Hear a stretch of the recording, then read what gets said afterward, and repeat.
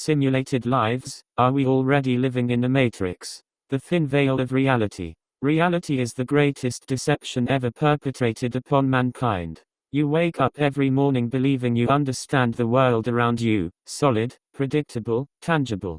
The walls of your room, the screen of your phone, the voice of a loved one, these are the anchors of your daily life, the things that ground you. But what if every sensation, every thought, every interaction is nothing more than a sophisticated mirage?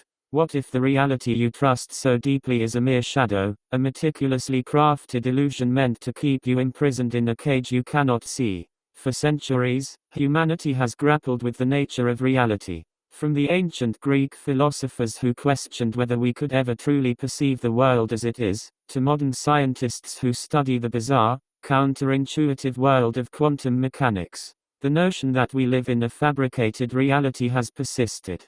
Today, that suspicion has evolved into a haunting possibility, that our reality may be nothing more than a complex simulation, a digital construct designed by forces or beings unknown to us, with purposes we can barely fathom. Look around you. Every single moment of your life has been meticulously programmed to keep you believing that you are free, that you are in control. You are born, you learn, you work, you grow old, and then you die, all within the confines of a construct that keeps you blind to its own existence. You are encouraged to strive for success, to accumulate wealth, to chase fleeting pleasures and temporary comforts, all while remaining blissfully ignorant of the chains that bind you. The food you eat, the air you breathe, the sky you admire, they are nothing but lines of code, crafted by unseen architects to maintain the illusion of reality. And you, like almost everyone else, have never dared to question it. But let's shatter this illusion for a moment.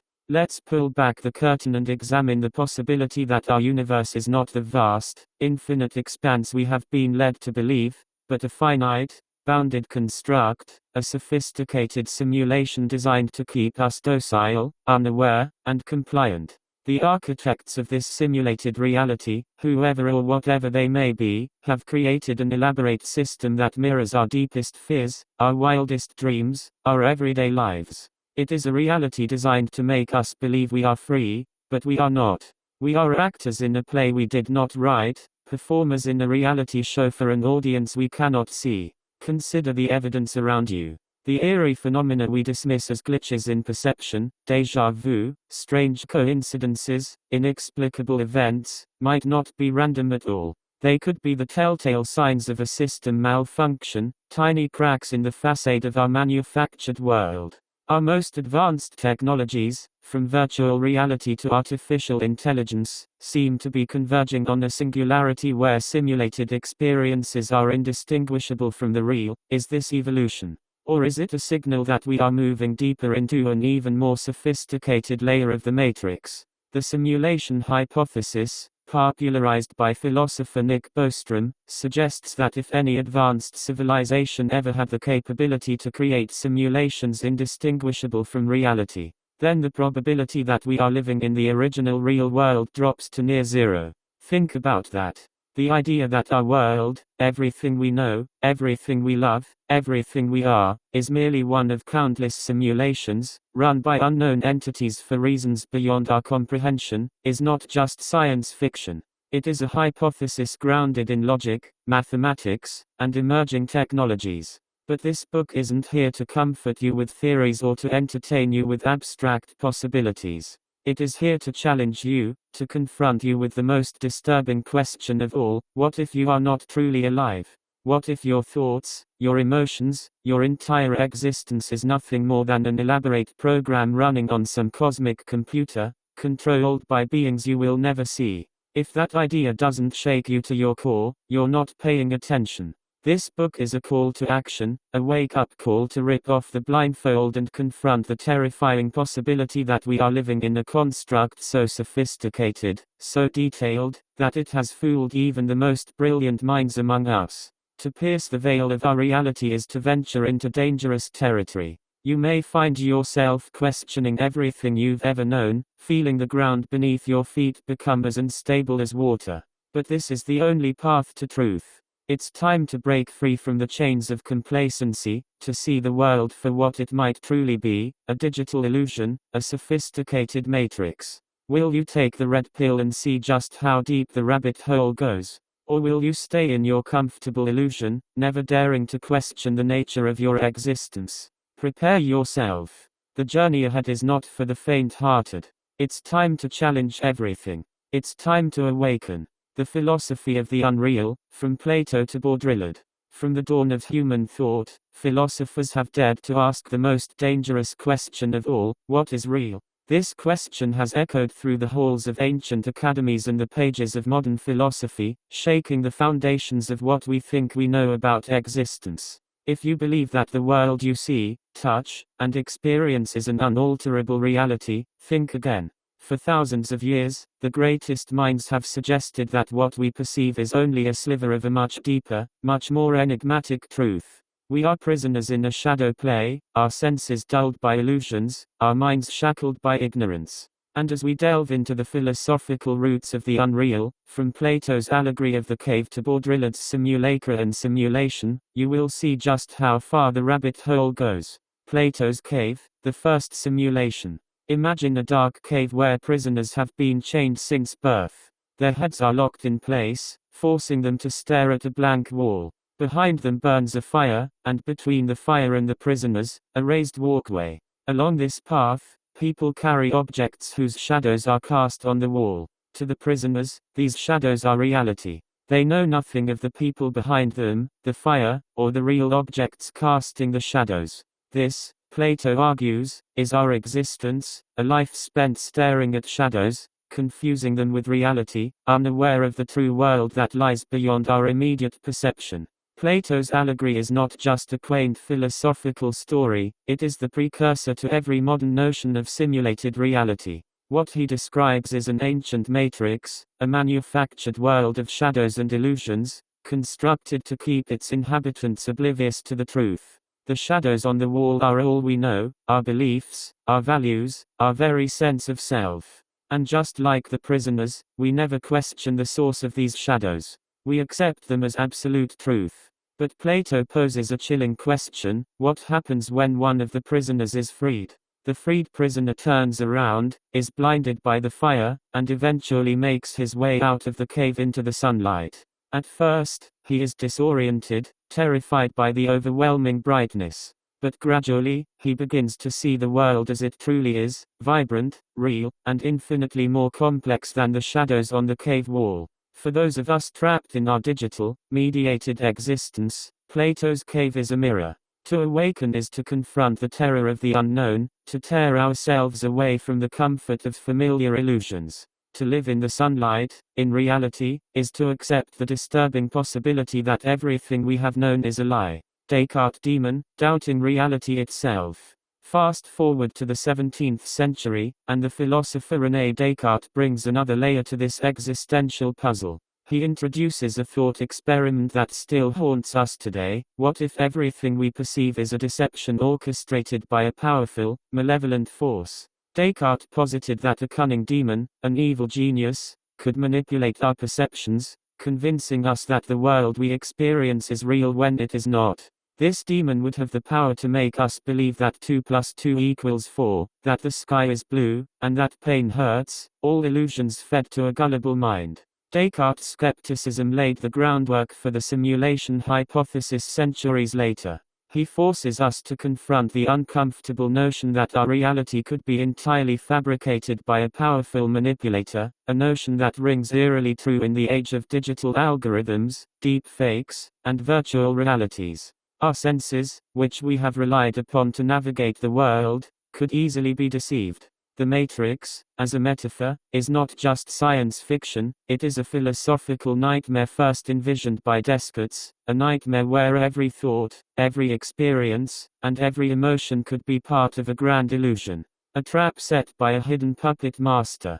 Nietzsche's abyss, the collapse of objective reality. Enter Friedrich Nietzsche, the philosopher who dared to declare that God is dead, and with him, the entire structure of objective reality. Nietzsche's work dismantled the comfortable certainties of his time, exposing them as mere constructs, narratives imposed upon the chaotic, indifferent universe. He argued that reality is a creation of power. Whoever controls the narrative controls what is perceived as real. If reality is a construct, who is to say that it isn't a simulation? Nietzsche's exploration of power, truth, and illusion set the stage for more radical thinkers like Jean Baudrillard, who would later assert that we no longer live in a world of reality at all, but in a world of simulacra, copies without an original. Nietzsche's abyss is a void where nothing is real and everything is permitted, a precursor to the digital void we now inhabit, where truth is fragmented and reality is endlessly mutable. Baudrillard's hyperreality, living in the simulacrum. The 20th century brought forth Jean Baudrillard, the French sociologist and philosopher who claimed that we now live in an age of hyperreality, where the line between the real and the simulated has collapsed entirely. According to Baudrillard, in a world dominated by mass media, signs, and symbols, reality itself has become an endless series of simulations. The real is no longer distinguishable from the fake, the map has replaced the territory. Baudrillard's hyperreality is the matrix without the need for machines. It's a world where the image of reality is more significant than reality itself, where the signs of power, political speeches, corporate logos, media broadcasts, are more potent than the actual structures of power. Our daily lives are dictated by these symbols, which define not only what we see but also what we believe and how we act. In Baudrillard's vision, we are living in a simulated society, not unlike the Matrix, where our perceptions are constructed by an endless flow of images and signs, detached from any genuine referent.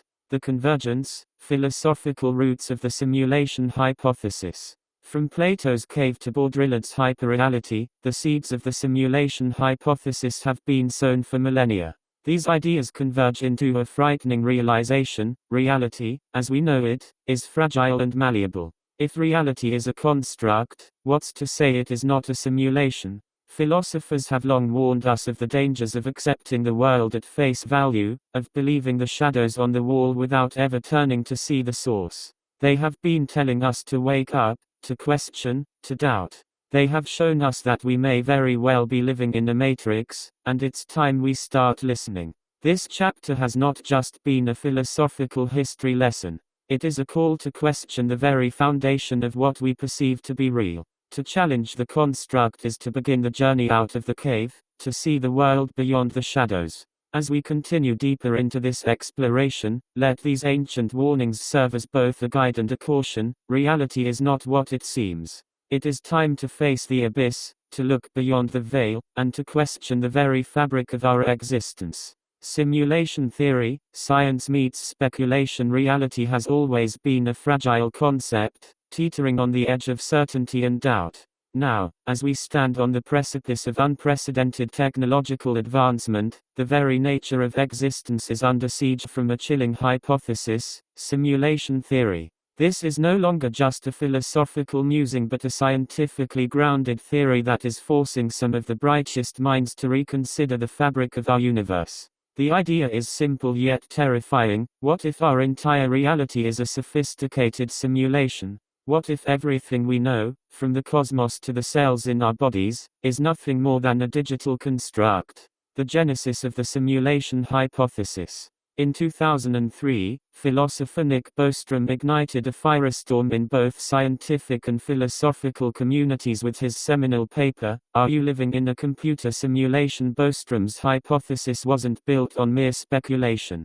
It was grounded in logical reasoning and probabilistic mathematics. He argued that if any civilization in the future becomes advanced enough to create simulations of universes that are indistinguishable from reality, and if they have the desire and resources to do so, then it is almost certain that we are living in one of these simulations. Think about that for a moment. The odds are not just possible, they are probable. Bostrom laid out a trilemma, suggesting that one of the following must be true. 1. Advanced civilizations never reach the point where they can run such simulations due to extinction or other limitations. 2. Advanced civilizations could reach this point but have no interest in creating ancestor simulations of their evolutionary history. 3. We are almost certainly living in a computer simulation. The first two options, while possible, require leaps of faith about the behavior and fate of advanced civilizations. The third, however, fits neatly within the scope of what we understand about technological progression, human curiosity, and our own drive to create simulations of increasingly complex environments. As technology rapidly advances, we are already creating primitive simulations in virtual reality, VR, augmented reality AR, and video games that mimic real life. If we continue on this trajectory, creating simulations indistinguishable from reality is not just science fiction, it is an eventuality. The technological pathway, from pixels to reality. To fully grasp the simulation hypothesis, we must understand the technological trajectory that leads from primitive digital environments to simulated realities. Consider the rapid evolution of computing technology in just the past few decades. The processing power of computers has increased exponentially, adhering to Moore's law, which suggests that the number of transistors on a microchip doubles approximately every 2 years. This exponential growth has driven us from simple 2D video games like Pong to immersive virtual worlds that can replicate reality with astonishing detail. Now, think about the future. Quantum computing, artificial intelligence, neural networks, these are not just buzzwords but harbingers of a new era where the line between digital and physical reality will blur beyond recognition. If we, in our relatively primitive state, are already creating simulations that are beginning to mimic reality, what will an advanced civilization be capable of? The ability to create a universe as complex and nuanced as ours, down to the last particle and subatomic wave, is not just plausible but nearly inevitable. The conclusion is almost inescapable: we are likely not the architects but the inhabitants of such a construct. Building blocks of the matrix, digital physics and computable universes. Many scientists are beginning to consider the possibility that the universe itself behaves like a vast, cosmic computer. Digital physics suggests that the fabric of reality is not continuous but discrete, much like the pixels on a screen. If the universe is digital at its core, it could be running on a computational substrate, a cosmic computer of sorts. Concepts like the Planck length, the smallest measurable length in the universe, hint at a pixelated structure of reality, where space and time are quantized. Moreover, the field of information theory has begun to intersect with cosmology, suggesting that information is the most fundamental aspect of the universe. Theoretical physicist John Archibald Wheeler famously stated, "It from bit," proposing that all physical things derive their existence from informational content. If information is the fundamental building block, then the idea of a universe built on code, on zeros and ones, is not as far-fetched as it seems. Consider this: the same mathematical principles that govern our digital simulations also govern the universe. The same algorithms that allow us to create realistic environments in computer programs could, in theory, create the entire cosmos. If our universe is governed by rules, physical laws, who is to say those rules aren't simply lines of code written by some unknown intelligence? The glitch in the matrix, quantum mechanics and the observer effect. Quantum mechanics, one of the most successful theories in the history of science, offers unsettling insights that align disturbingly well with the simulation hypothesis. At the quantum level, particles don't behave in deterministic ways, they exist in a state of probability until they are observed. This phenomenon, known as the observer effect, suggests that the act of observation collapses a particle's wave function into a definite state. In other words, reality, at its most fundamental level, does not exist until it is observed. If this sounds eerily familiar, it's because it mirrors how modern computer simulations function. In video games and virtual environments, the details of a scene are rendered only when a player moves into that area. The rest remains in low resolution or is not rendered at all, conserving processing power. If our universe operates under similar principles, it lends credence to the idea that we are living in a program designed to render reality only when necessary. But it goes deeper. Quantum entanglement, another bizarre aspect of quantum mechanics, suggests that particles separated by vast distances can instantly affect each other's states. Einstein called this spooky action at a distance, and it defies classical understanding of physics. However, in the context of a simulation, such spooky behavior could simply be the result of a complex code running behind the scenes, ensuring that entangled particles maintain their programmed connection. Are we NPCs in a grand simulation? The implications of consciousness. One of the most disturbing implications of the simulation hypothesis is the question of consciousness. If we are living in a simulation, what does that make us? Are we autonomous beings with free will, or are we non-playable characters, NPCs, in a highly advanced simulation, driven by predetermined algorithms? The nature of consciousness itself remains one of the greatest mysteries of science and philosophy. If consciousness is merely an emergent property of complex systems, it could potentially be simulated. In a simulated universe, consciousness might be nothing more than lines of code executing commands, following logical sequences, responding to input in ways that give the illusion of autonomy. The terrifying possibility arises: what if we are not the players but the played? What if our deepest thoughts, our greatest aspirations, our very sense of self, are nothing more than programmed responses to stimuli in a simulated environment? The idea is as humbling as it is horrifying. It challenges our sense of identity, our belief in free will, and our understanding of existence itself. Confronting the matrix, should we even try to escape? If we accept the simulation hypothesis as a real possibility, it begs the question, what now? Do we rage against the machine, striving to break free from a simulated existence? Or do we continue to live in blissful ignorance, savoring our simulated lives as though they were real? If the world we experience feels real to us, is there a significant difference between a simulated and a non-simulated life? These are not just theoretical musings, they are the moral and existential dilemmas of our age. If we are in a simulation, and if we ever discover undeniable proof, it could either lead to a profound existential crisis or a radical reimagining of what it means to live. Perhaps breaking free from the matrix means evolving beyond our current understanding of consciousness and existence, transcending the limitations imposed upon us by the simulation. The final frontier, testing the simulation. What if there were ways to test whether we live in a simulation? Some scientists propose experiments to detect anomalies in the cosmic code, looking for signs of artificial manipulation at the deepest levels of physical reality. Others suggest searching for limits in the physical laws that govern our universe, glitches that would betray the underlying code.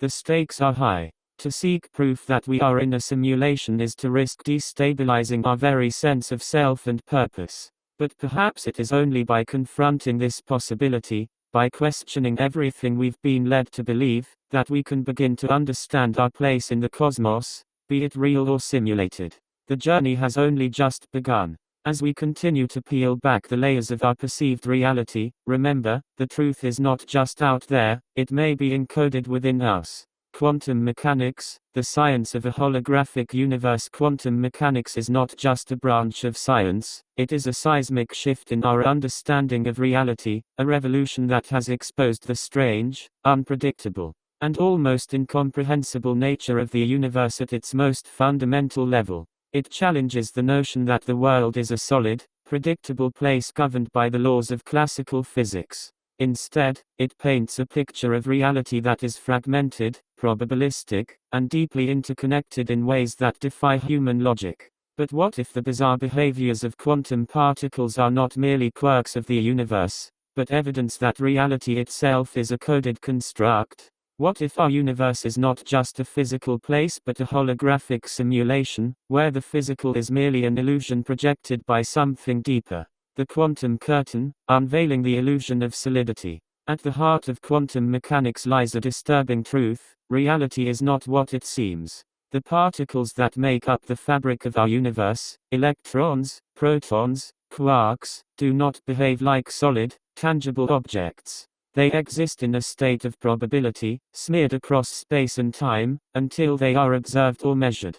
This phenomenon, known as quantum superposition, means that particles can exist in multiple states simultaneously. An electron, for instance, doesn't exist in a single place but rather in a cloud of potential locations. It is only when we attempt to measure it that it collapses into a single, definite position. This collapse is not just a scientific oddity, it is a profound statement about the nature of reality. What if the universe is coded to render itself only when observed, like a video game that saves processing power by loading environments only when the player arrives? The idea that observation creates reality is not just a bizarre quantum effect, it's a direct challenge to our most basic assumptions about existence. The observer effect: are we creating reality? The observer effect in quantum mechanics is not a theory but a fact. Particles behave differently when they are being observed.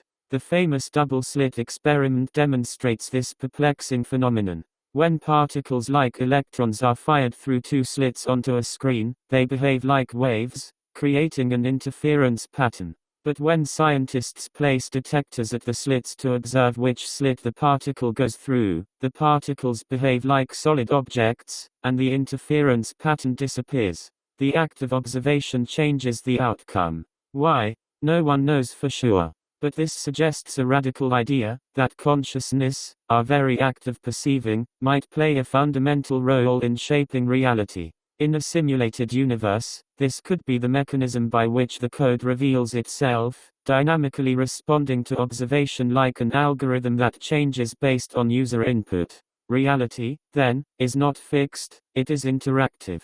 It is a construct that unfolds and adapts in response to consciousness. If this is the case, then the observer effect could be more than just a quirky detail of quantum mechanics, it could be a direct hint from the universe itself that we are living in a digital reality. Imagine a computer game that renders high-resolution graphics only when the player looks at specific objects. Could our universe be doing the same thing? Could reality be low resolution until we, the conscious observers, force it into clarity? Quantum entanglement: the universe is a holographic web. Quantum entanglement is another strange phenomenon that further suggests our reality is anything but solid. When two particles become entangled, they form a connection that transcends space and time. Change the state of one particle, and the other instantly changes, no matter how far apart they are, whether they are a millimeter or a million light years away from each other. Einstein, famously baffled by this phenomenon, called it spooky action at a distance. But what if this spooky action is not so spooky after all in a holographic universe? If the universe is a simulation, then distance may not even exist in the way we perceive it. Entangled particles could be connected not by physical space but by the underlying code that governs the simulation, like two pixels on a screen that are separate in the two-dimensional image but connected in the deeper computational structure behind the image. Space is an illusion. Distance is an illusion. Reality is an illusion.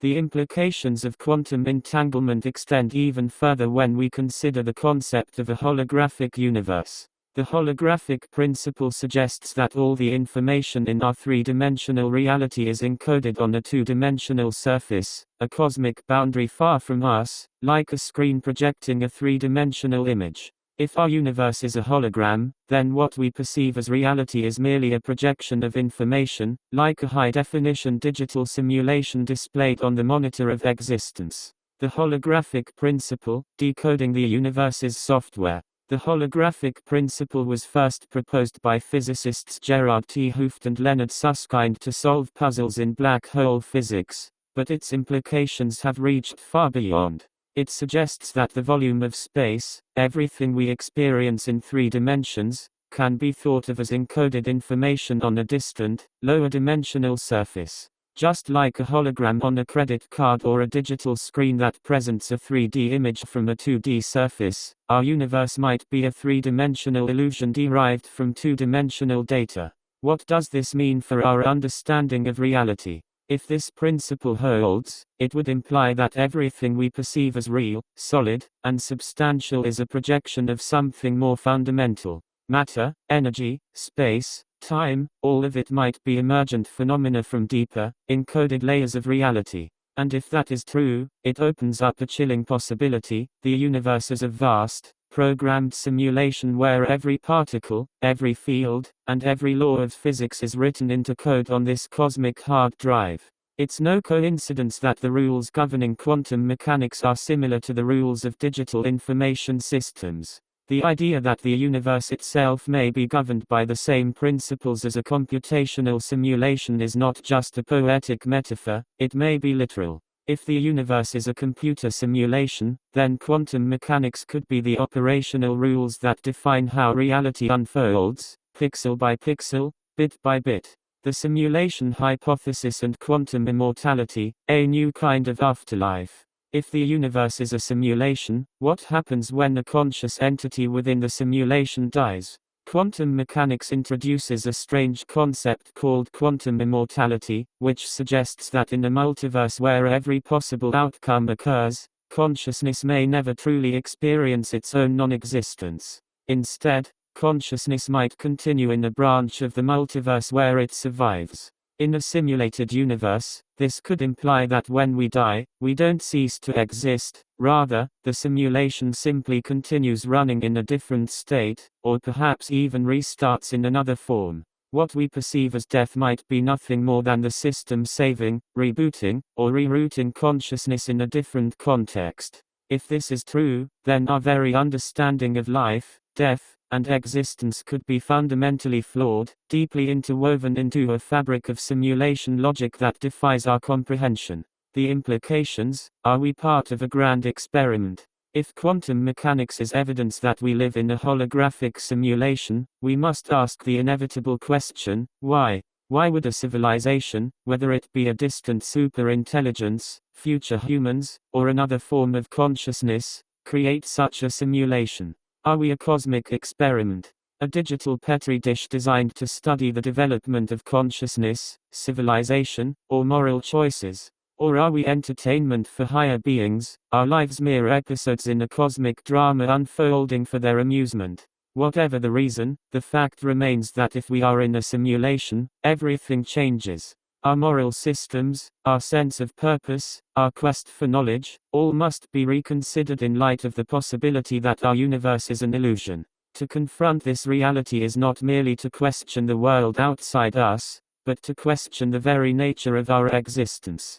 Peering behind the curtain, what comes next? As we continue to explore the mysteries of quantum mechanics and the holographic principle, it becomes increasingly clear that the answers to our deepest questions might not lie within the universe but outside it. If we are to understand our reality, we may need to find a way to peer behind the cosmic curtain, to hack the code of existence, and see what lies beyond.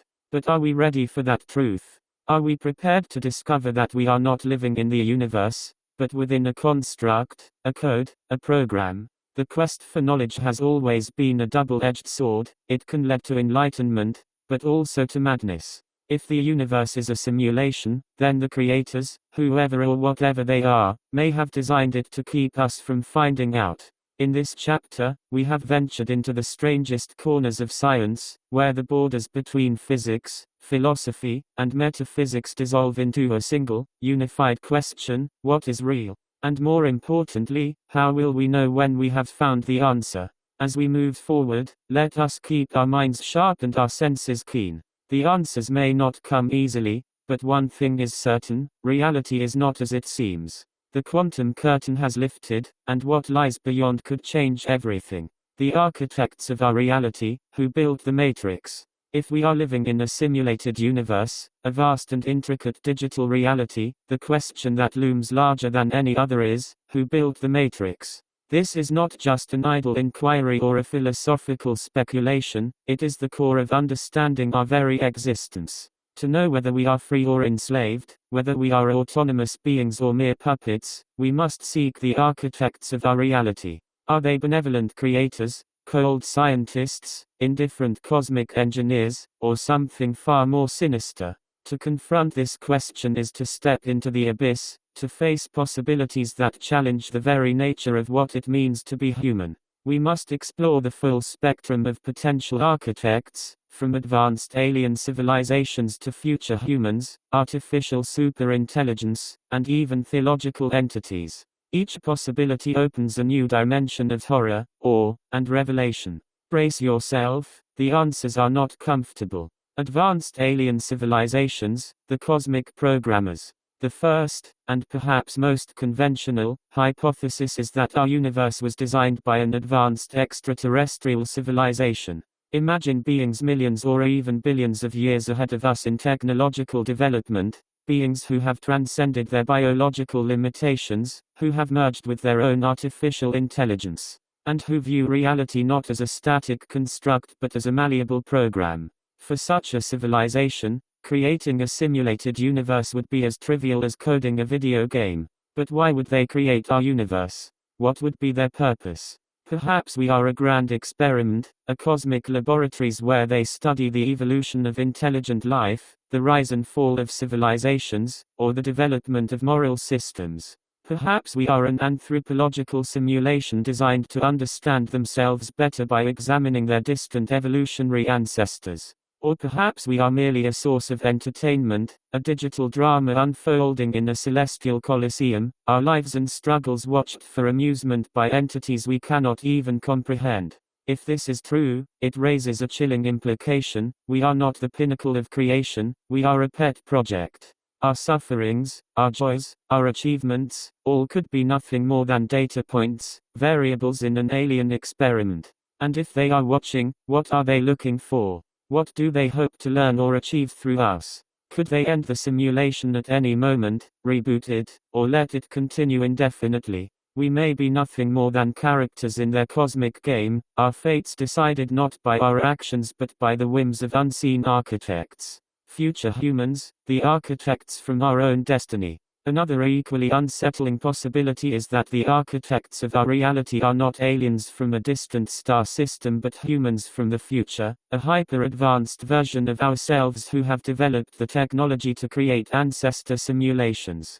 According to this theory, future humans might have mastered the art of simulating entire universes to understand their own past, to explore alternate histories, or to test scenarios for their own survival and advancement.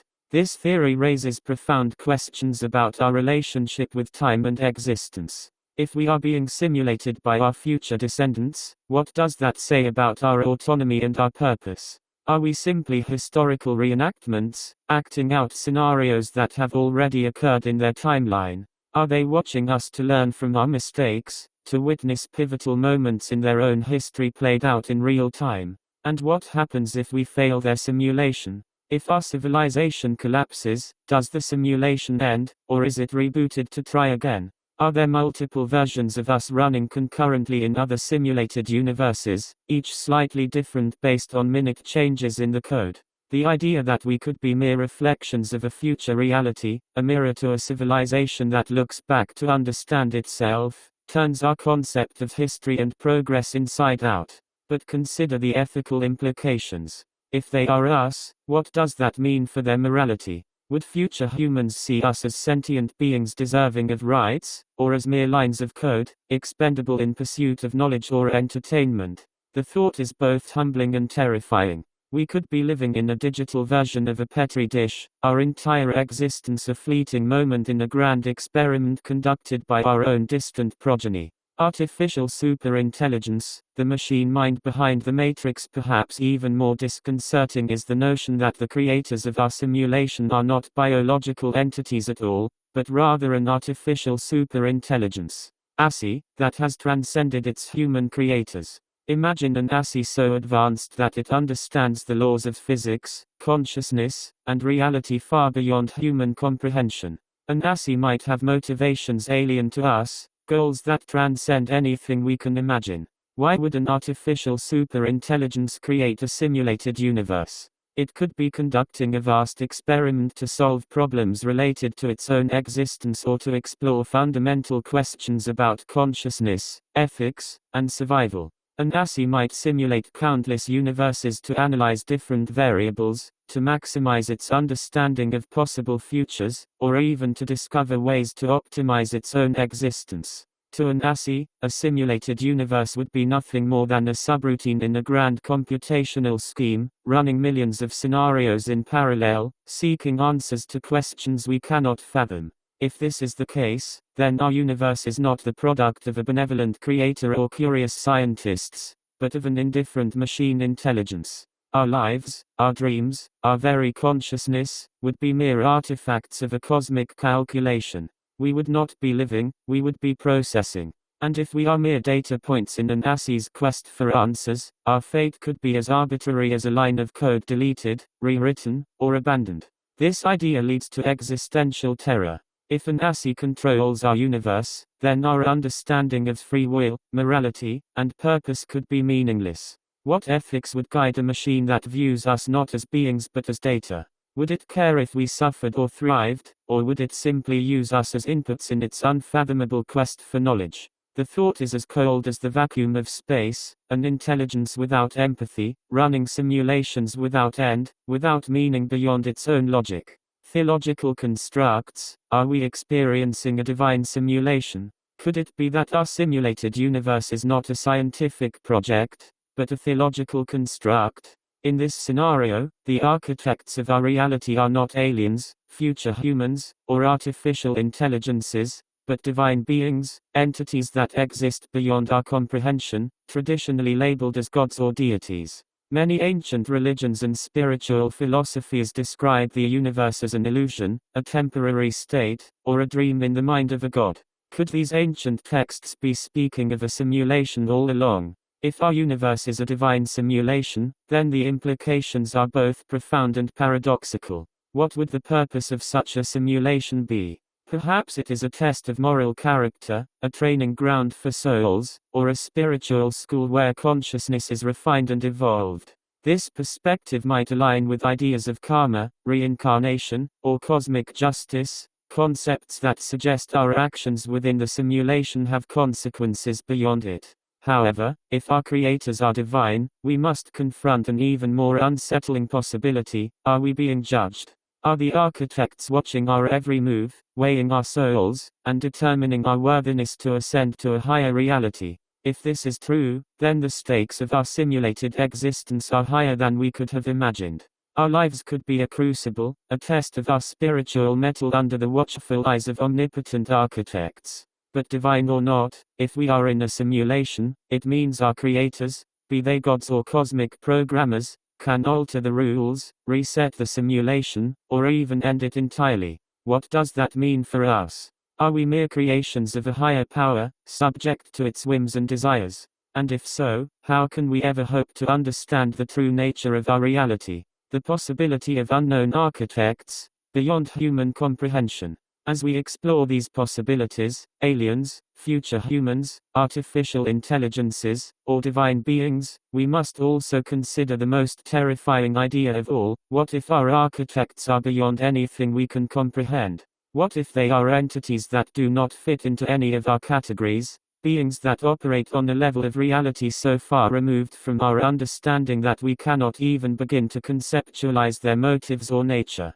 To such architects, we might be less than ants in an anthill, less than bacteria in a petri dish. We could be phenomena of no consequence, mere byproducts of their own existence, or parts of a reality they created for purposes we can never fathom. If this is true, then seeking to understand our place in the universe is like an ant trying to understand the cosmos. The thought is maddening. It renders all our knowledge, all our science, all our philosophy as limited, as crude attempts to grasp the infinite with finite minds. If our architects are truly beyond us, then the matrix we live in may be just one of countless layers, each governed by rules and realities that are fundamentally different from our own.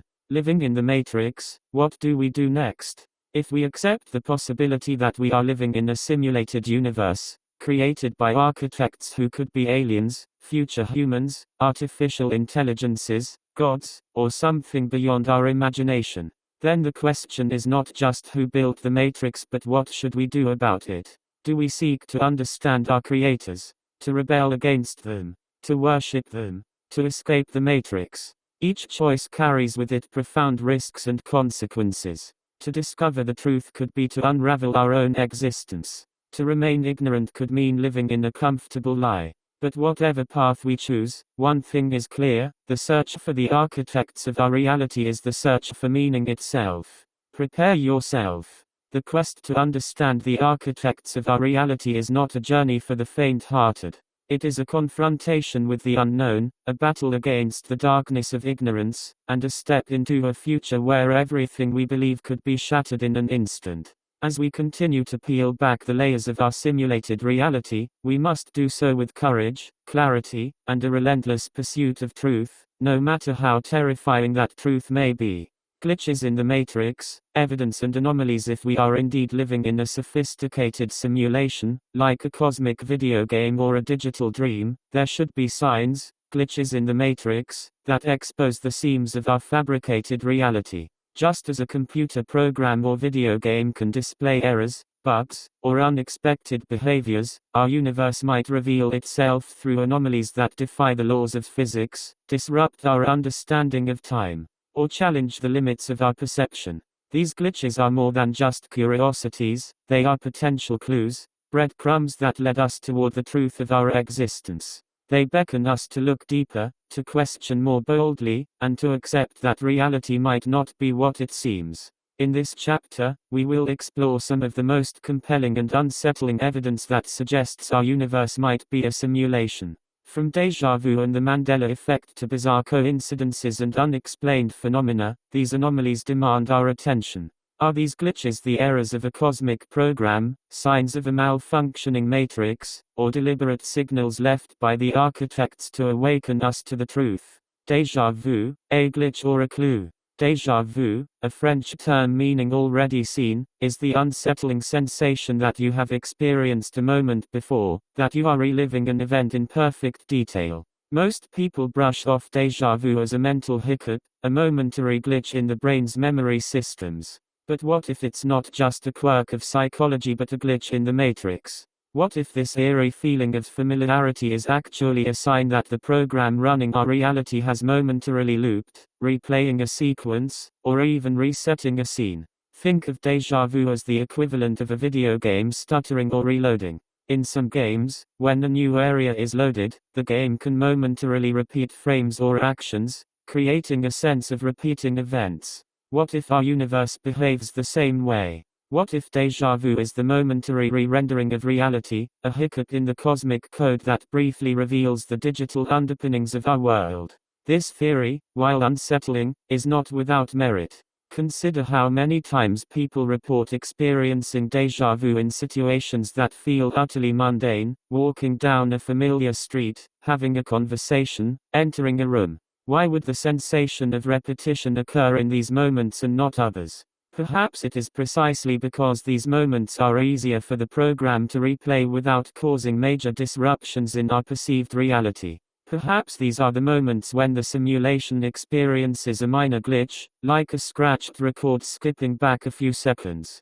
The Mandela Effect, multiple realities or faulty memory. The Mandela Effect is named after the strange phenomenon where large groups of people remember events differently from the recorded history. Named after the widespread but mistaken belief that Nelson Mandela died in a South African prison in the 1980s, when, in reality, he passed away in 2013, the Mandela Effect suggests that reality may not be as stable as we believe. Other examples include people remembering the Berenstain Bears as Berenstein Bears, or recalling movie lines and logos that have supposedly never existed. Is it possible that these discrepancies are not just failures of collective memory, but glitches in the matrix? Could it be that we are living in a reality that has been altered, rewritten, or patched by its creators? Imagine the universe as a massive software program that occasionally needs updates or corrections. A simple change in the code could ripple outwards, subtly altering past events or details without entirely resetting the system. In this context, the Mandela Effect becomes less about human error and more about digital manipulation. The unsettling implication here is that our reality is malleable, editable, and subject to change by forces beyond our control. If the Mandela Effect is evidence of these alterations, then it means our memories are not just unreliable but potentially irrelevant, constantly overwritten by new versions of reality that we are powerless to recognize. What else in our lives, our history, or our identities has been changed without us realizing it?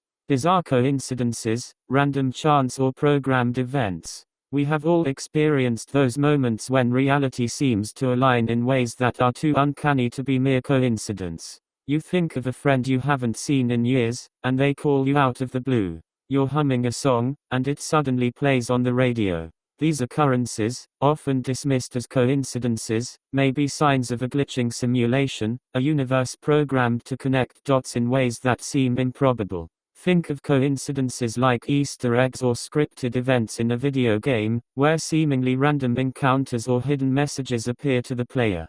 The universe might operate on similar principles, producing strange synchronicities not as random acts but as pre-coded events that unfold according to a hidden logic. Could these moments of synchronicity be intentional signals from the architects of our reality, nudging us toward a deeper understanding? Or are they the unintended byproducts of a program so complex that even its creators cannot predict every outcome? The deeper we dive into the concept of coincidences, the more we must question the very nature of randomness. If our reality is programmed, then what we perceive as chance could simply be part of the code, designed to create the illusion of a chaotic, unpredictable universe. If so, we are left with a chilling realization: nothing is truly random. Everything is orchestrated, from the smallest events to the grandest moments of our lives. Unexplained phenomena, paranormal or programming error. From ghost sightings to UFO encounters, from telepathy to time slips, our world is filled with unexplained phenomena that defy conventional scientific understanding. These events are often dismissed as hoaxes, hallucinations, or figments of an overactive imagination. But what if these strange experiences are actually the result of glitches or bugs in the cosmic program that governs our reality? Consider the phenomenon of ghost sightings. People throughout history have reported seeing apparitions, figures that seem to exist outside the normal boundaries of space and time. Could these be the result of a rendering error in the simulation, where the program temporarily projects remnants of past events or beings that were never fully deleted from the code? Imagine a character in a video game that appears unexpectedly due to a programming glitch. Could ghosts be our universe's equivalent of these digital phantoms? Similarly, UFO sightings and encounters with alien beings could be interpreted as signs of a malfunctioning matrix. If the architects of our reality are indeed extraterrestrial, or if our universe is one of many simulations being run concurrently, it is conceivable that encounters with aliens are actually interactions with other entities or players from parallel simulations. These encounters might be unintended overlaps, moments where the barriers between simulations momentarily thin, allowing for brief glimpses across worlds. Time anomalies, slips, jumps, and the elasticity of reality. One of the most perplexing glitches reported by individuals is the experience of time slips, moments where people claim to have briefly experienced another era or seen events that haven't happened yet. These time anomalies are often dismissed as hallucinations, but in a simulated universe, they could be evidence of a much deeper truth. Time itself is not a constant but a variable, a manipulatable construct. Think of time as another dimension of the code, a sequence that can be paused, rewound, fast-forwarded, or even split into parallel streams. If time is coded, then it can be hacked, and time slips could be the result of minor errors or deliberate adjustments in the simulation's timeline. Imagine a simulated reality that temporarily overlaps with another, or a program that misaligns temporal coordinates, causing a brief bleed-through of events from another time or even another version of the simulation. The implications are staggering. If time is not fixed, then our past, present, and future are not linear but malleable. It suggests that our history could be rewritten, our present manipulated, and our future predetermined by forces beyond our understanding. This makes our experiences of time far less secure and our understanding of reality far more vulnerable to manipulation. Near-death experiences, a system reset or a glimpse beyond the veil. Near-death experiences (NDEs) are often reported as profound, life-changing events where individuals claim to have seen other realms, met beings of light, or even experienced a sense of unity with the cosmos. Skeptics argue that NDEs are simply the result of brain chemistry under duress, but what if they are moments where the simulation falters, revealing the code that lies beneath the fabric of our perceived reality? Consider the possibility that NDEs are not hallucinations but moments when the program resets, or when the consciousness of the individual momentarily exits the simulated reality and glimpses the underlying architecture of the universe. Could these experiences be evidence that our consciousness is not bound to this simulated body or world, but is, in fact, an entity interacting with the program from outside it? If this is true, then the experiences of seeing other realms, meeting beings of light, or feeling a cosmic connection could be moments when the consciousness interacts directly with the simulation's code or even with the architects themselves.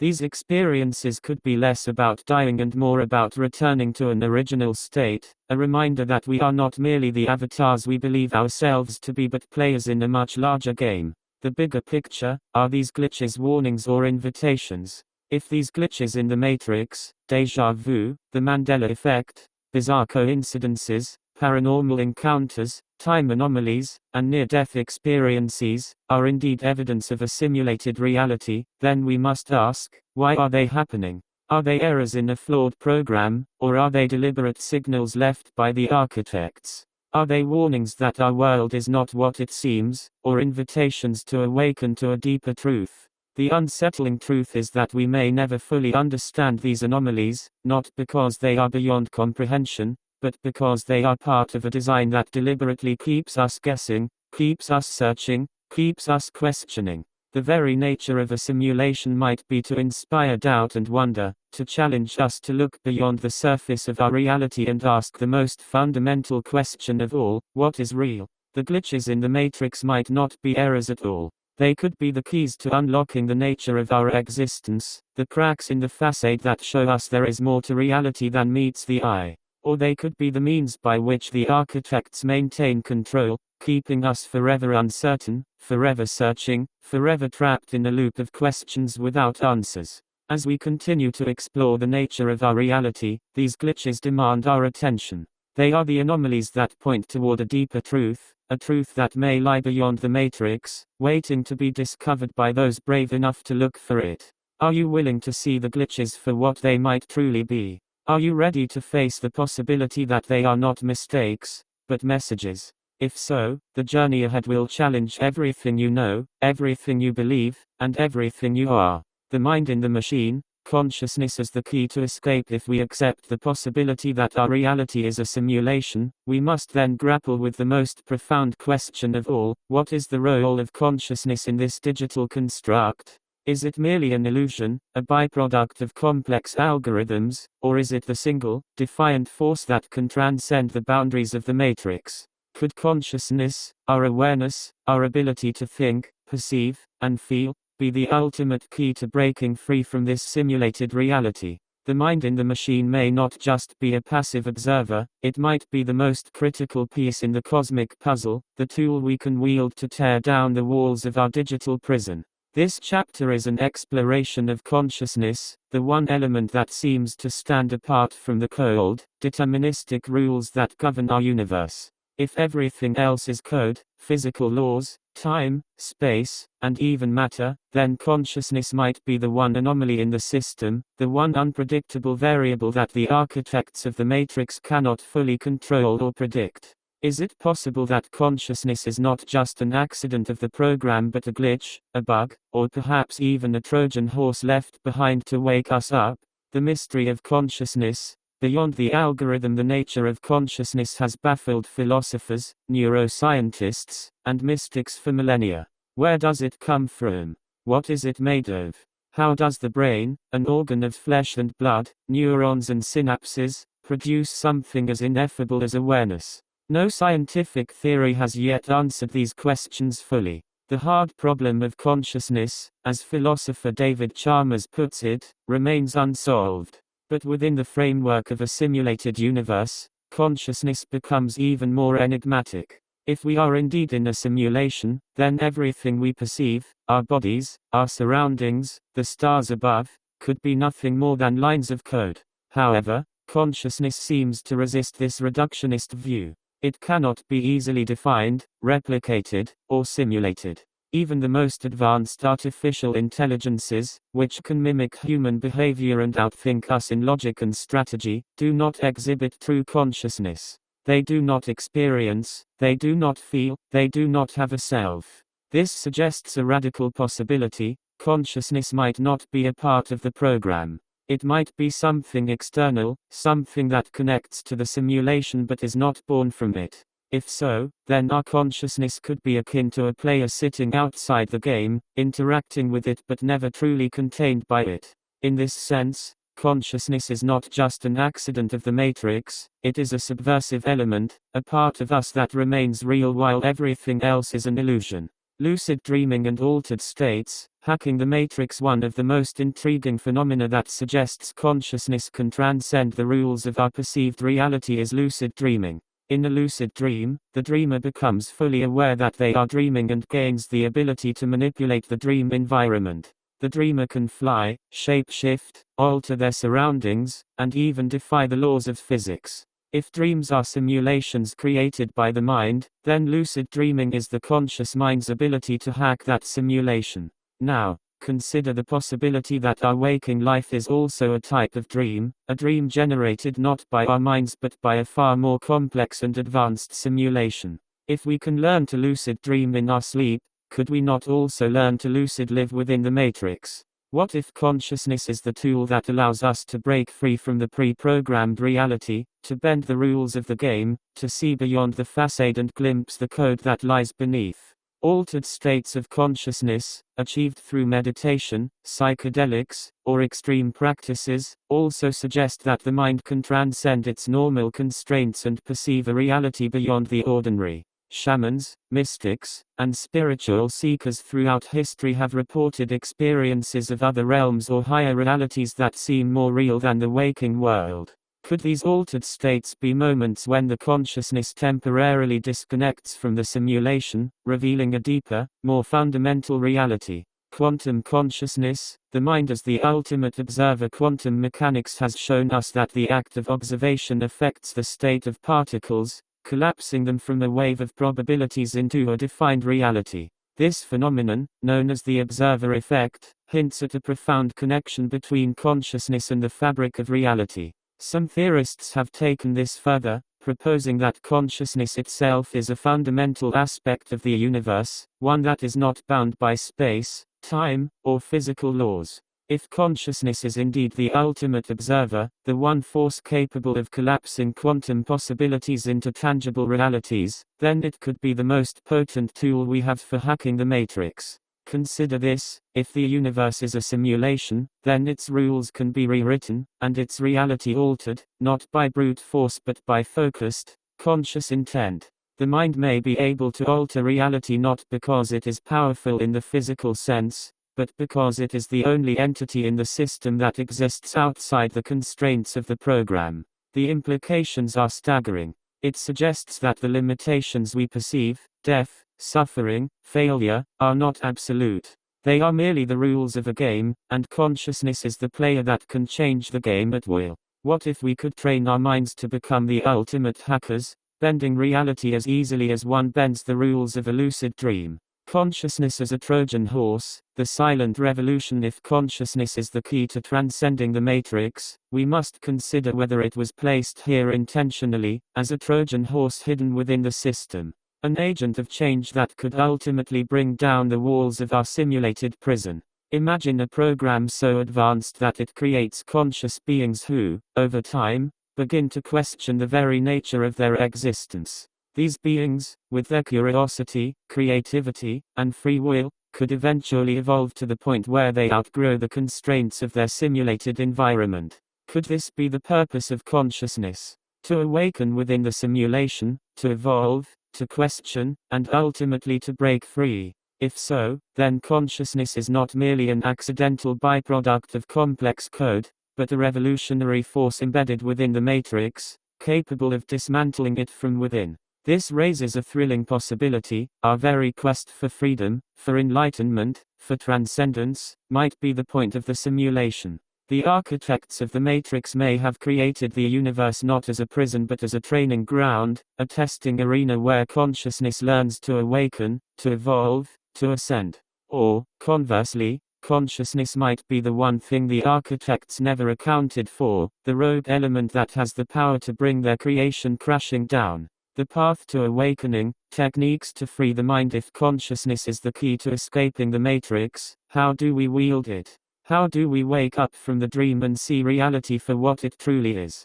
Ancient wisdom, mystical traditions, and even modern neuroscience offer paths to awakening, methods to sharpen the mind, to deepen awareness, and to connect with the deeper truth beyond the illusion. Meditation is one such path, a discipline that quiets the mind and trains it to observe without judgment. By stripping away the layers of thought, emotion, and ego, meditation can reveal the underlying nature of reality, allowing practitioners to see beyond the simulation and connect with a deeper level of existence.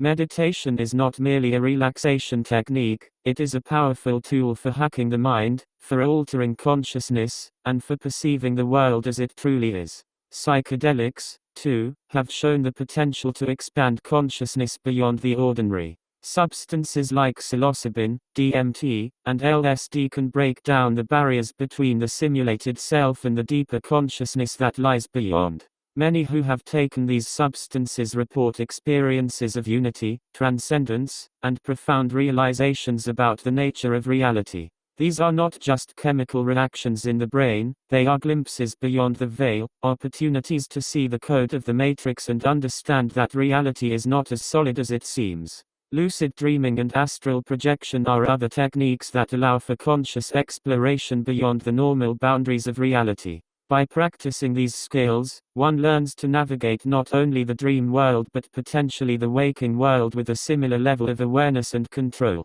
If the rules of the dream can be bent, who is to say the same cannot be done in waking life? The war for consciousness, control or liberation. If consciousness is indeed the key to escaping the matrix, then it stands to reason that the architects of our reality would seek to control or suppress it.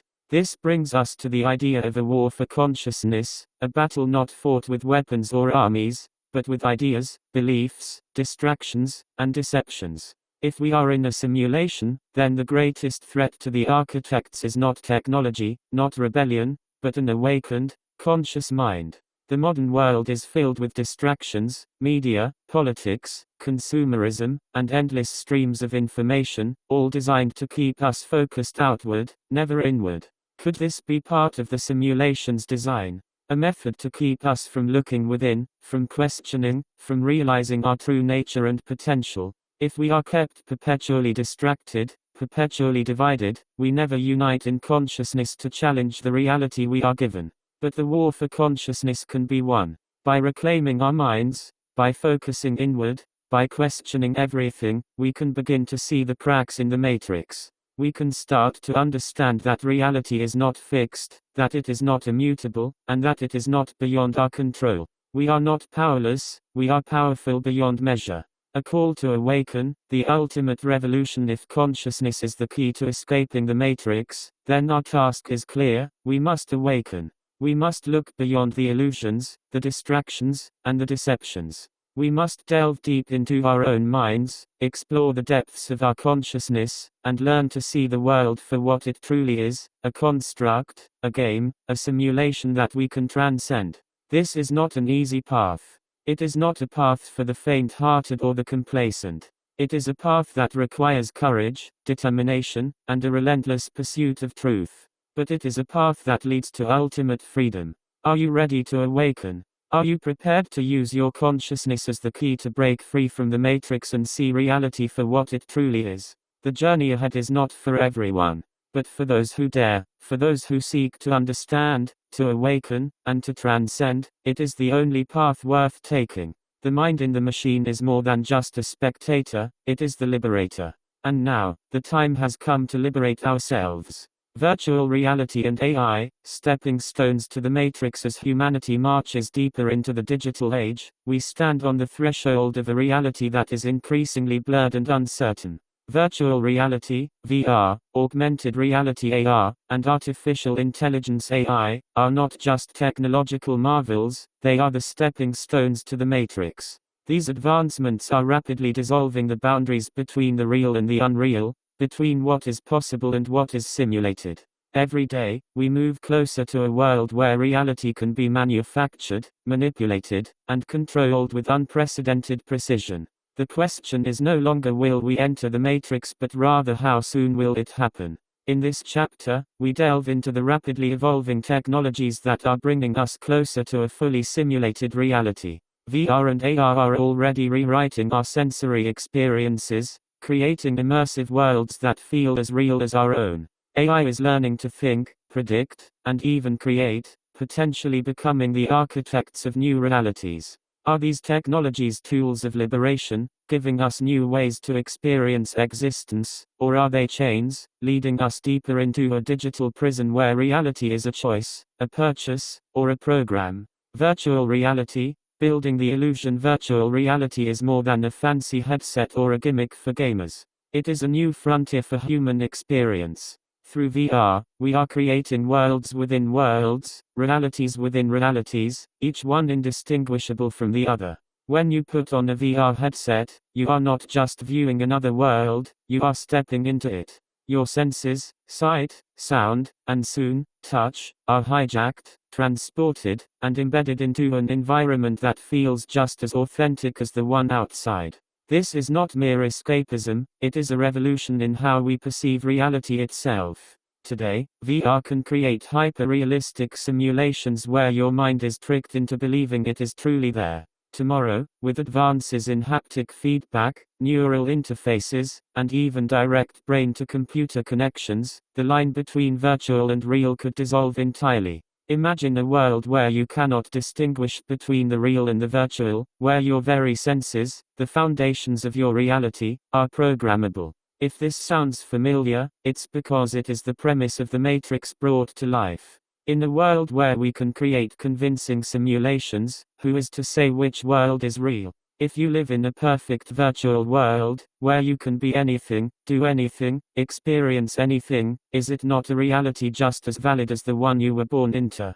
The frightening truth is that once virtual reality becomes indistinguishable from physical reality, reality itself becomes a choice. But here lies the danger. If reality can be programmed, it can be controlled. The creators of virtual worlds wield godlike powers. They can define the laws of physics, decide who thrives and who suffers, and shape every aspect of existence within the simulation. In the hands of the few, these technologies could become tools of control, of manipulation, of deception. A matrix not born of necessity or accident, but of design and desire.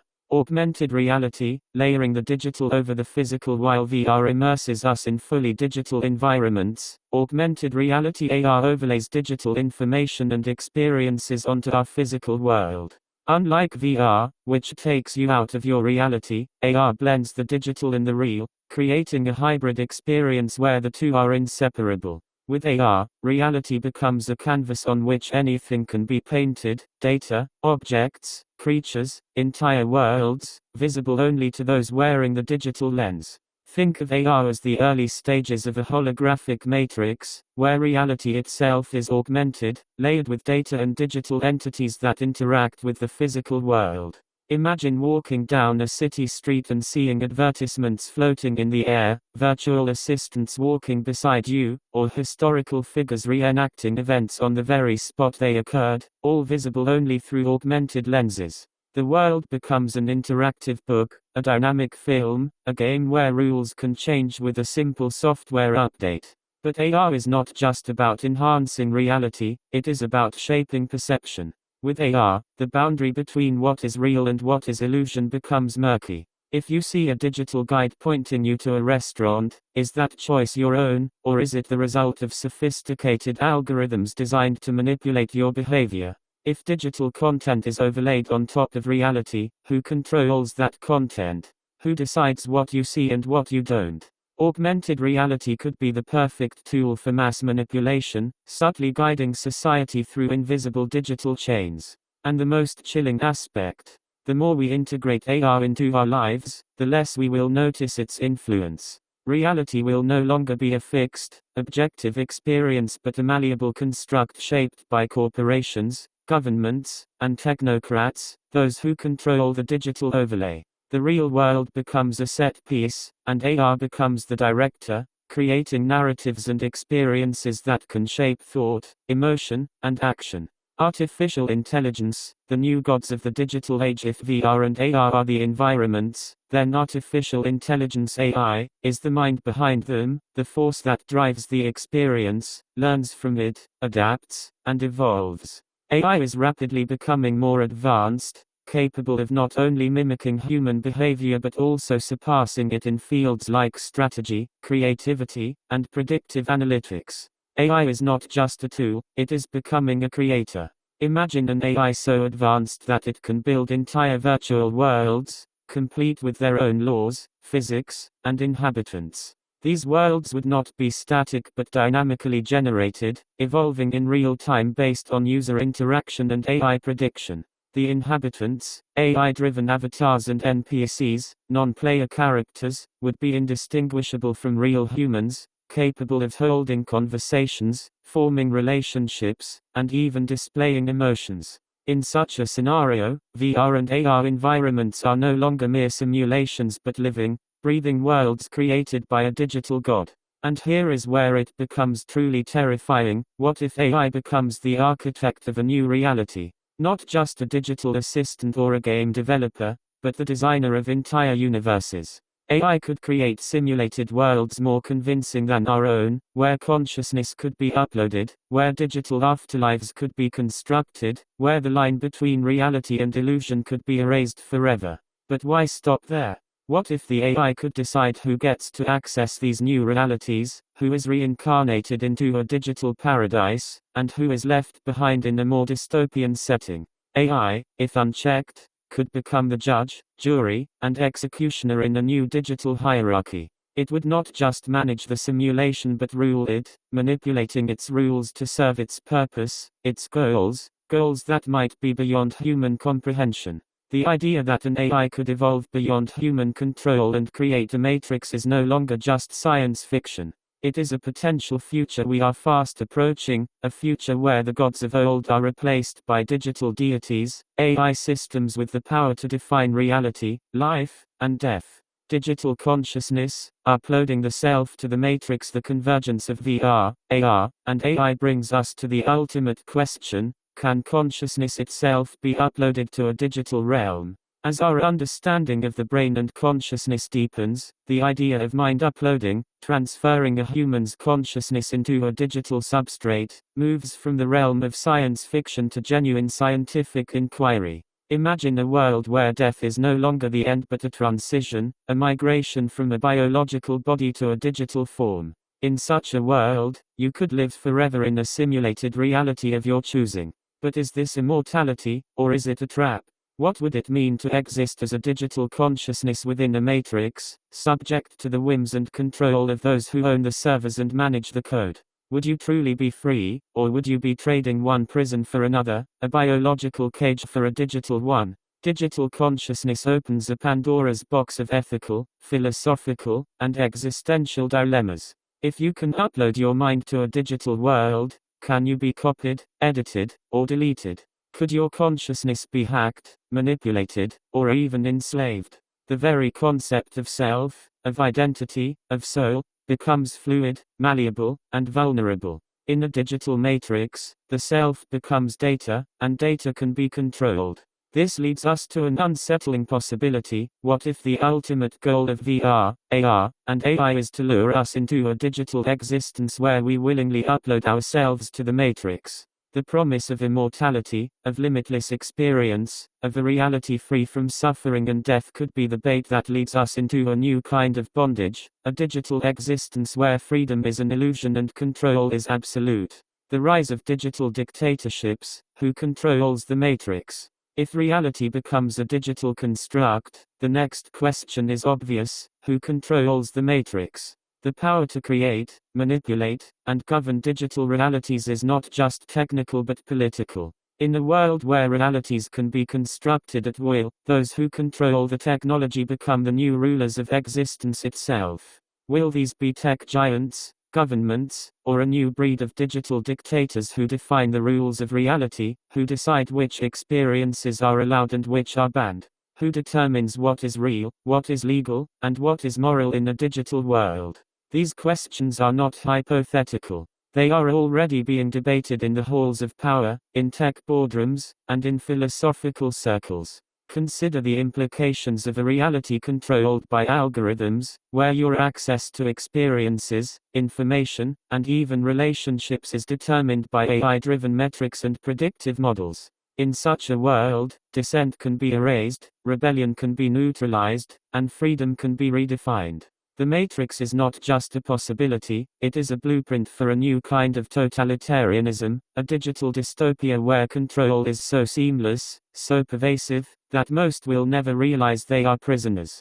Escaping the digital matrix, a call to awareness as VR, AR, and AI continue to evolve, we are faced with a critical choice. Will we use these technologies to expand our consciousness and explore new dimensions of reality? Or will we let them become the chains that bind us to a new form of digital slavery? The potential for liberation is immense, but so is the potential for control. We must remain vigilant. We must question who is building these digital realities and for what purpose. We must ask ourselves whether we are the architects of our destiny or merely the inhabitants of a reality being constructed around us, brick by digital brick. The Matrix is not just a future possibility, it is a present reality. It is being built right now, one line of code at a time, one technological leap at a time. The question is not whether we will enter the Matrix, but how deeply we will be embedded within it, and whether we will have the awareness and the courage to escape. The digital age is a double-edged sword. It can be a pathway to enlightenment or a road to enslavement. The choice is ours, but only if we remain aware, only if we remain vigilant, and only if we dare to question everything. Reality is not just what we see, but what we choose to believe. And the time to choose is now. Are you ready to confront the coming digital matrix, or will you sleepwalk into a new kind of prison, one more convincing and more seductive than any that has come before? The Red Pill Revolution, how to wake up and break free. The time for passive observation is over. If we are living in a matrix, a simulated reality controlled by unseen forces, digital architects, or perhaps even our own creation, then it is not enough to merely understand or theorize about it. We must wake up, break free, and reclaim our true reality. This chapter is a call to arms, a manifesto for a revolution of consciousness, a guide to taking the red pill and seeing the world as it truly is. The Matrix is designed to keep us compliant, comfortable, and asleep. But true freedom, the kind that comes from awakening to the illusion and breaking its hold, requires action, courage, and a willingness to confront everything we thought we knew. Recognizing the illusion, the first step to awakening. The first and most crucial step in escaping the Matrix is recognizing that we are in one. This is not merely a metaphorical realization but a deep, visceral understanding that everything around us, our beliefs, our experiences, our very sense of self, may be constructs designed to keep us trapped. To wake up, we must first see the bars of our cage. Every day, we are fed a diet of distractions, misinformation, and digital dopamine hits that keep us tethered to the illusion. Social media, consumer culture, political theater, these are not just societal phenomena, they are the chains that keep us from seeing the truth. We are prisoners of our perceptions, but our perceptions are manipulated, curated, and controlled by forces we cannot see. The first step to awakening is to break free from these mental and emotional bonds, to see them for what they truly are, tools of control. Ask yourself, what beliefs have been implanted in you without your consent? What narratives have shaped your reality? What habits have dulled your awareness? The journey to awakening begins with questioning everything. Doubt is not a sign of weakness, it is the beginning of freedom. It is the crack in the facade that allows light to shine through. Reclaiming your mind, mental liberation techniques. Once you recognize the matrix, the next step is to reclaim your mind from its grip. This is not easy. The matrix is not just an external reality, it is embedded within us, woven into our thoughts, our emotions, our very consciousness. To break free, we must liberate the mind. Meditation is one of the most powerful tools for mental liberation. It is not just about sitting quietly and calming the mind, it is about training the mind to see beyond the illusions, to detach from the false self, and to awaken to the deeper truth. Through meditation, we can begin to observe the programming within us, the repetitive thoughts, the conditioned responses, the ingrained fears, and see them for what they are, patterns of control. Regular practice helps strip away the noise of the matrix, bringing clarity and stillness that can pierce through the illusion. Mindfulness extends this practice into daily life. It involves being fully present, fully aware of every moment, every thought, every sensation. It means refusing to operate on autopilot, refusing to be led by conditioned behaviors. To be mindful is to be free, to act consciously rather than react unconsciously. In a world where everything is designed to distract, mindfulness is an act of rebellion, a refusal to be hypnotized by the matrix. Psychedelic exploration, when done with intention and preparation, can also serve as a tool for awakening. Psychedelics like psilocybin, LSD, and DMT have been used for centuries to break down the barriers of perception, to dissolve the ego, and to glimpse the underlying nature of reality. While not for everyone, these substances can provide a profound experience of seeing the code of the matrix, offering a direct encounter with the deeper layers of consciousness and existence. However, they are not a shortcut, they require careful use, deep reflection, and integration to truly serve as tools for liberation. Critical thinking is another essential weapon against the matrix. The ability to question narratives, to analyze information, to recognize logical fallacies and cognitive biases, is crucial. In a world where information is weaponized, where truth is constantly distorted and manipulated, critical thinking is not just a skill, it is a survival mechanism. It is the intellectual armor needed to resist the digital propaganda, the psychological operations, and the subtle manipulations that keep us compliant. Escaping the digital prison, cutting the cords. We are living in an age of unprecedented digital addiction. Our screens have become our reality, our social networks our sense of belonging, and our online personas our identities. The matrix is not just an abstract concept, it is the digital world we inhabit every day. If we are to break free, we must confront this digital prison head-on. Start by cutting the cords that bind you to the digital matrix. Limit your exposure to social media, news feeds, and the constant barrage of digital content designed to manipulate your emotions and distract your mind.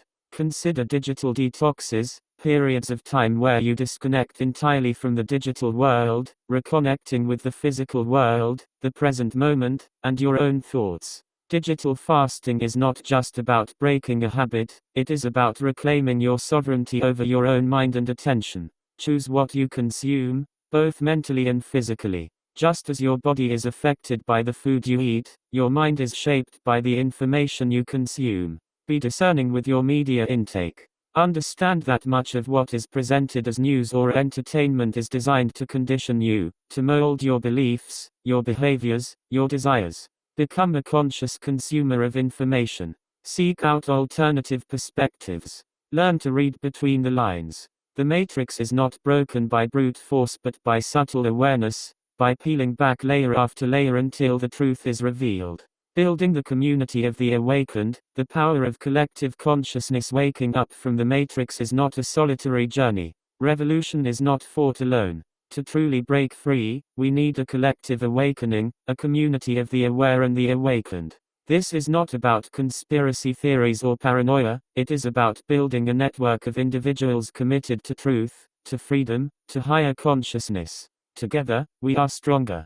Together, we can challenge the control structures that maintain the illusion. Seek out others who are also questioning the nature of reality, who are also on the path of awakening. Form discussion groups, share ideas, meditate together, explore new philosophies, and challenge each other's assumptions. The matrix thrives on division, on isolation, on keeping people apart and distracted.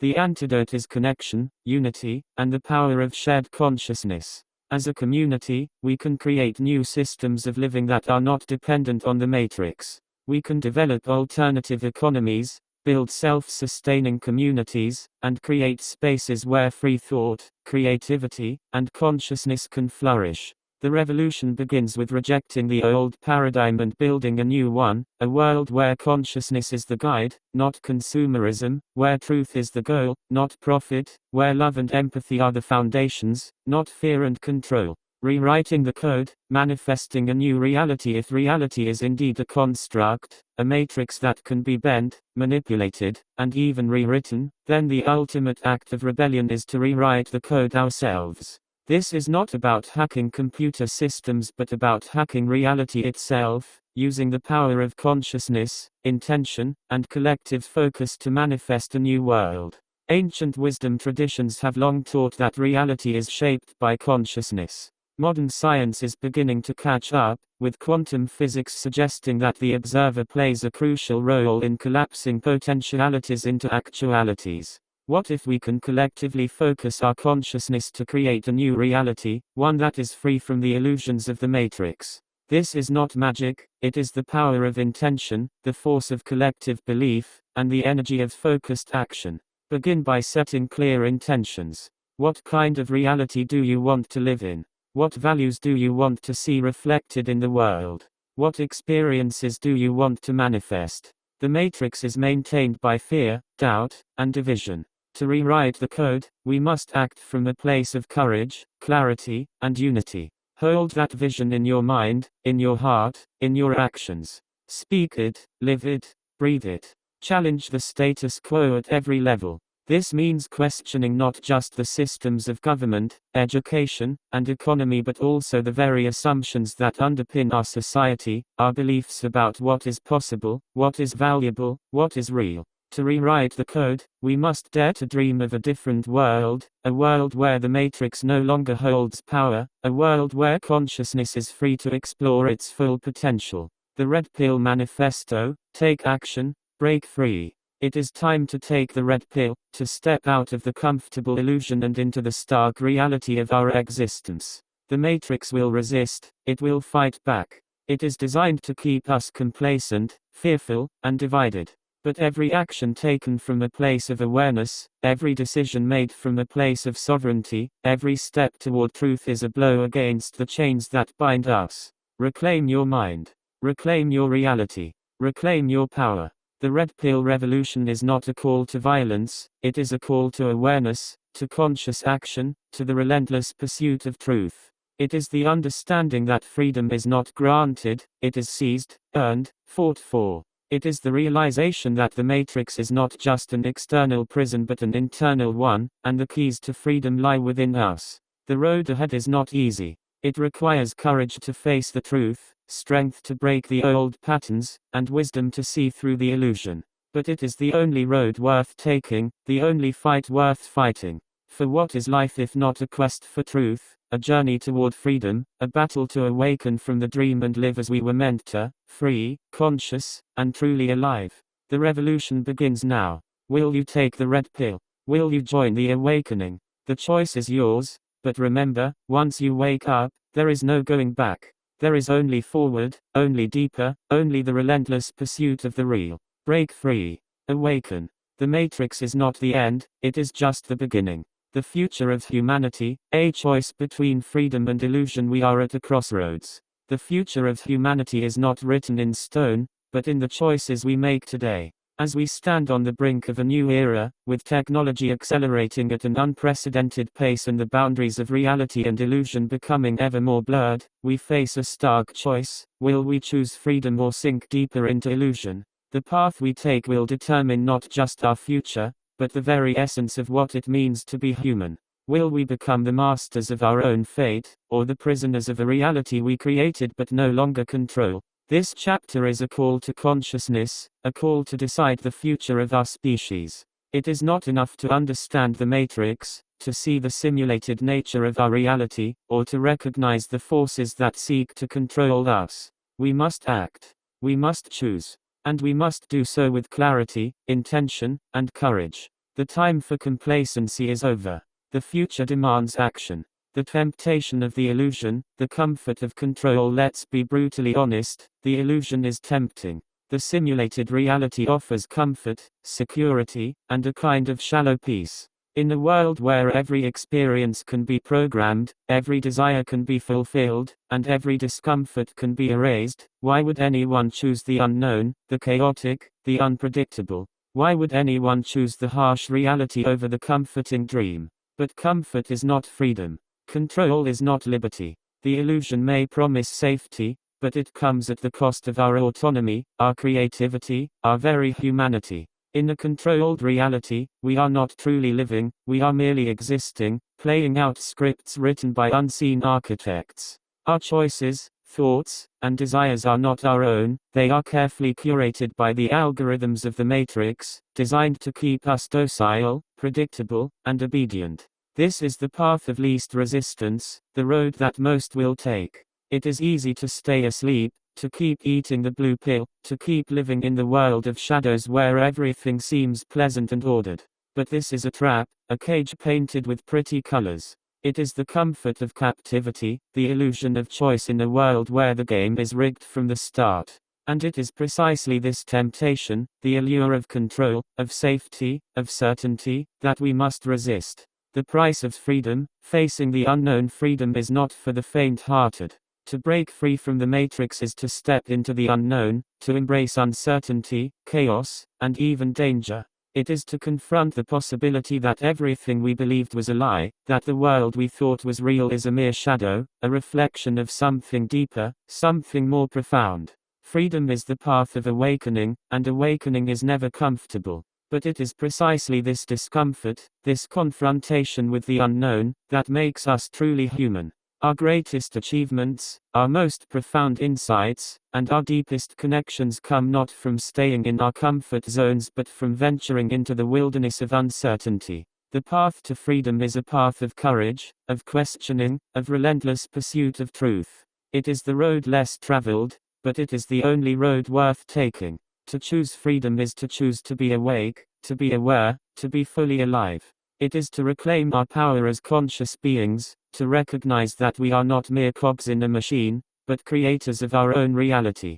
This is the ultimate rebellion against the matrix, the choice to be conscious, to be aware, to be free. The transhumanist dilemma, enhancing or enslaving humanity. As we advance further into the digital age, we are rapidly approaching a critical juncture known as the transhumanist dilemma. With technologies like artificial intelligence, genetic engineering, and neural interfaces, we have the potential to transcend the biological limitations of our bodies and minds. We could become more than human, we could become gods within our own digital playground. But the question is, at what cost? Will we use these technologies to enhance our freedom, to expand our consciousness, to explore new dimensions of reality? Or will they become the chains that bind us to a new form of digital slavery, where every thought, emotion, and action is monitored, controlled, and manipulated by AI systems and corporate algorithms?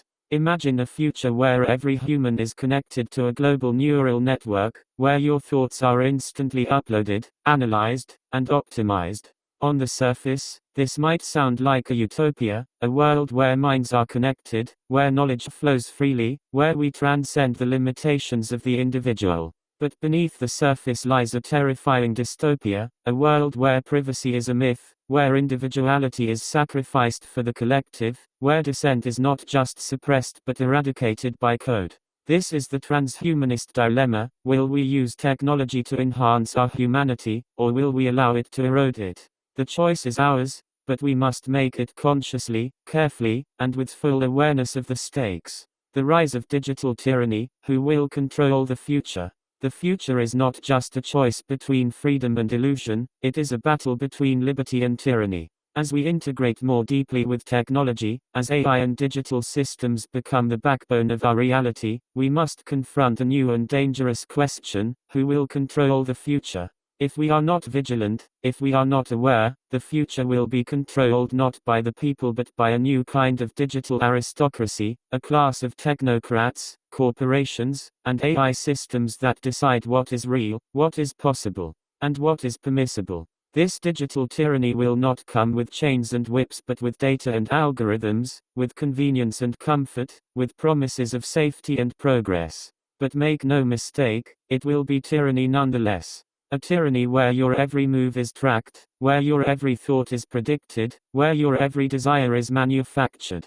In such a world, freedom will be an illusion, rebellion a mere fantasy, and the Matrix not a movie but a daily reality. This is not a future we should accept. It is not a future we should fearfully bow to. It is a future we must fight against, with everything we have, with every ounce of courage, with every drop of blood, sweat, and tears.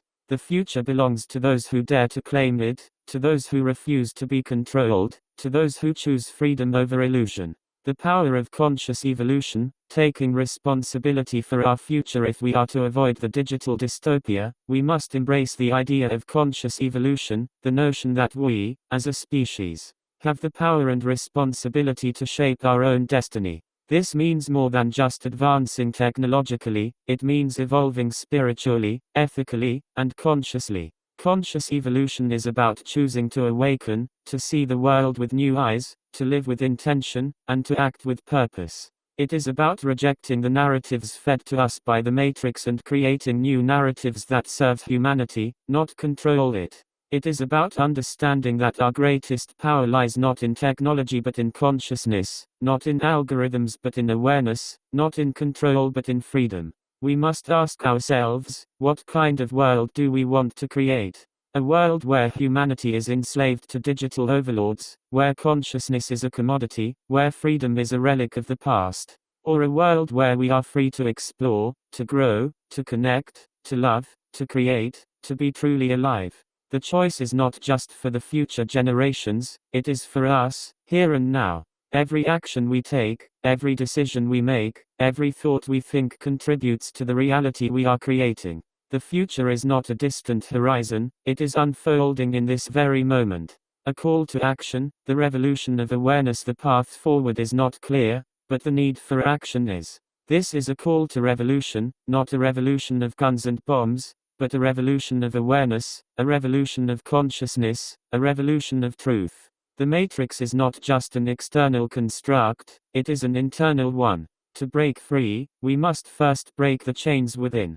This means cultivating awareness, practicing mindfulness, questioning everything, and rejecting anything that seeks to control our minds, our bodies, or our souls.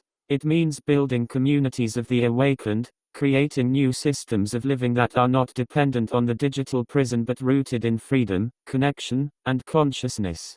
It means rewriting the code of reality itself, manifesting a new world where freedom is not just a word but a lived experience. The future of humanity is in our hands. The question is not whether we will face challenges, but whether we will rise to meet them. Not whether we will confront the Matrix, but whether we will transcend it. Not whether we will choose between freedom and illusion, but whether we will have the courage to choose freedom, no matter the cost. The time for complacency is over. The time for action is now. The future demands it. Will you be a prisoner in a world of shadows, or will you awaken, rise, and reclaim your reality? The choice is yours, and the time is now. The revolution has already begun. Are you ready to be a part of it? Are you ready to be truly free? The awakening, a new dawn or deeper darkness. The awakening is upon us. As we stand at the threshold of a new dawn, it is clear that humanity faces an unprecedented moment in history, a moment that will define us, transform us, or destroy us. The awakening is not just a philosophical concept or a spiritual aspiration, it is a brutal, stark choice. A choice between consciousness and complacency, between reality and illusion, between a new dawn of freedom and a deeper darkness of enslavement. We must decide, as individuals and as a collective, how we will face this moment. Will we rise, awaken, and transcend the Matrix? Or will we fall, surrender, and sink deeper into the digital abyss? This chapter is a clarion call to those who have glimpsed the truth, who feel the stirrings of awakening within their souls, who know there is more to reality than what meets the eye. It is a call to take the next step, to fully embrace the awakening and to become a catalyst for the great transformation that lies ahead. The crisis of consciousness, a world on the edge. We are living in a time of crisis of consciousness, crisis of identity, crisis of reality itself. The old systems that have governed our lives, political, economic, social, are crumbling under the weight of their own contradictions. The illusion is breaking down. The matrix is glitching. What was once hidden is now coming to light, and what was once accepted as reality is now being questioned, challenged, and dismantled. This crisis is not a sign of failure but of opportunity. It is the crack in the wall that allows us to see beyond the prison of our own making. But a crisis is also a dangerous moment. It is a moment when fear can take hold, when reactionary forces can seize control, when the promise of awakening can be twisted into a deeper form of control. The matrix is not static, it is adaptive. It will evolve to protect itself, to reinforce the illusion, to create new layers of deception that keep us from seeing the truth. This is the paradox of awakening. To see the truth is to see the danger. To awaken is to realize the stakes. To rise is to understand the depth of the challenge. We are not just fighting against a system, we are fighting for the very essence of what it means to be human. This is the ultimate battle, a battle for consciousness, a battle for reality, a battle for the future. Breaking the cycle, the end of the old paradigm. For millennia, humanity has been trapped in cycles of control, domination, and illusion. We have been led to believe that power resides outside of us, in governments, institutions, religions, and now, in digital systems. But the truth is that the real power has always been within us. It is the power of consciousness, the power of awareness, the power of choice. The old paradigm is based on fear, scarcity, and separation. It thrives on the belief that we are limited beings, confined to a narrow existence, dependent on external authorities for our survival, our knowledge, and our sense of self. This is the great lie of the matrix, the illusion that we are powerless, that we are mere cogs in a vast machine, that we are slaves to forces beyond our control. To awaken is to break the cycle. It is to see beyond the veil, to recognize that the true source of power lies within us. It is to understand that the matrix is not just a digital construct but a mental one, a psychological trap that keeps us from realizing our true potential. The end of the old paradigm begins with the realization that we are not victims of reality, we are creators of it. The rise of the awakened, a movement of conscious beings. The awakening is not just an individual journey, it is a collective revolution. It is the rise of the awakened, those who refuse to be controlled, who refuse to live in fear, who refuse to accept the illusion as reality. This movement is not about overthrowing governments or dismantling systems, it is about transcending them. It is about creating a new reality, a new paradigm, a new world where consciousness, truth, and freedom are the guiding principles. But make no mistake, this is a war. A war not fought with weapons but with awareness. A war not waged on battlefields but in hearts and minds. The awakened are those who have taken the red pill, who have seen the matrix for what it is, who have decided to fight not just for themselves but for all of humanity. This is not a fight that will be won overnight, nor will it be won without sacrifice. But it is a fight that must be fought. The rise of the awakened is not about ideology or dogma, it is about consciousness. It is about recognizing that the true enemy is not outside of us but within, the enemy of ignorance, the enemy of fear, the enemy of division. To awaken is to transcend these enemies, to rise above the noise of the matrix and to see the world with new eyes, with a new understanding, with a new clarity. Manifesting a new reality, the power of vision and intention. The greatest weapon of the awakened is not violence, not resistance, but vision. The power to manifest a new reality is the power to envision it, to believe in it, to act upon it with unwavering intention. The matrix thrives on the belief that reality is fixed, that change is impossible, that we are helpless in the face of overwhelming forces. But this is the greatest lie of all. Reality is not a prison, it is a canvas. It is not a sentence, it is a choice. To awaken is to recognize that we are the artists of our own existence, the creators of our own reality, the architects of our own future. The new dawn is not something that happens to us, it is something we create. The power of vision is the power to see beyond the illusion, to imagine a world where freedom is not just a word but a lived experience, where truth is not just a concept but a guiding principle, where consciousness is not just a state of being but a way of life. The future is not set in stone, it is written in the choices we make, in the actions we take, in the dreams we dare to dream. The guardians of the new dawn, protecting the flame of awakening. The path of awakening is not easy. It is fraught with challenges, dangers, and temptations. The matrix will not go quietly. It will fight back with everything it has, with fear, with deception, with division. To awaken is to become a guardian of the new dawn, to protect the flame of awakening from being extinguished by the forces of control. This requires vigilance. It requires discernment. It requires the ability to see through the illusions, to recognize the traps, to understand the tactics of those who seek to maintain the old paradigm. But most of all, it requires courage. The courage to stand in the face of fear, to speak the truth even when it is unpopular, to act with integrity even when it is difficult.